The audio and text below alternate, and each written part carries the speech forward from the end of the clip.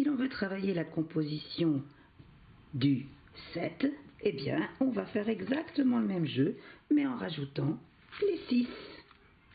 Pour la décomposition du 7, on aura donc ajouté les 6 au jeu de cartes et on aura 3 parties. Et à chaque fois, on distribuera 8 cartes à chaque joueur. Cette fois-ci, nous jouons à faire 7 avec nos paires de cartes. Donc le premier joueur va chercher à faire ses paires de cartes pour faire 7. Le premier joueur n'a réussi à faire qu'une seule paire, 5 et 2.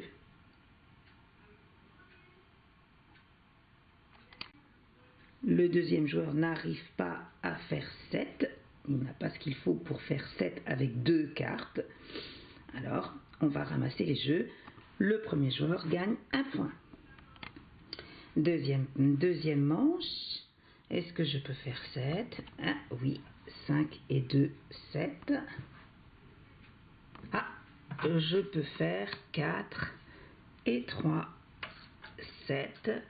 Avec mes autres cartes, j'ai un 6, un 5, un 6, un 6. Non, celle-ci, je ne peux rien faire, donc je vais mettre de côté. Hop. J'ai donc réussi à faire 7 avec 5 et 2, 4 et 3. Je vais gagner 2 points.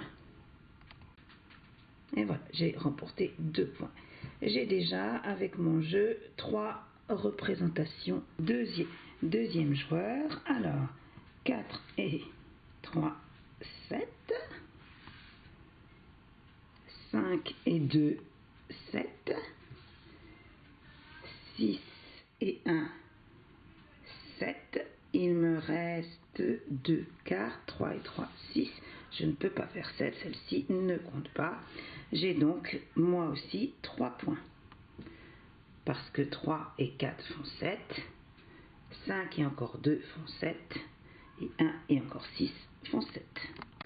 On distribue les dernières 8 cartes.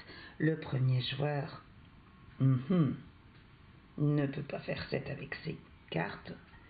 Le deuxième joueur, si, peut faire 4 et encore 3, 7. Une paire. 4 et encore 3. Une deuxième paire. Il me reste un 2, un 2, un 2 et un 3. Oh, un enfant pourrait vous dire, ah, mais moi j'ai 7 aussi, 3 et encore 2, 5 et encore 2, 7. Oui, bravo, tu as bien 7 en faisant 2 et encore 2 et encore 3. C'est très bien, tu as 7, mais on a dit que dans la règle, on devait faire 7 avec 2 cartes. Donc cette fois-ci, on ne peut pas considérer que tu as gagné. Pour la prochaine partie, on pourra imaginer que l'on aura le droit de faire 7 avec 3 cartes. J'ai gagné donc 2 points. On a fini de distribuer les cartes. On a terminé le jeu. On a plein de représentations du 7. Et on va vérifier qui a gagné en comparant nos jetons. Cette fois-ci, le joueur qui avait des haricots a gagné, car 5 c'est plus grand que 3.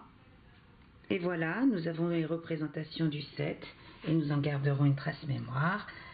7, ça peut se faire avec 1 et encore 6, ou 6 et encore 1, ou 5 et encore 2, ou 2 et encore 5, ou 4 et encore 3, ou 3 et encore 4. Et puis, au cours du jeu, on s'est rendu compte que 7 pouvait aussi se faire avec 3 cartes.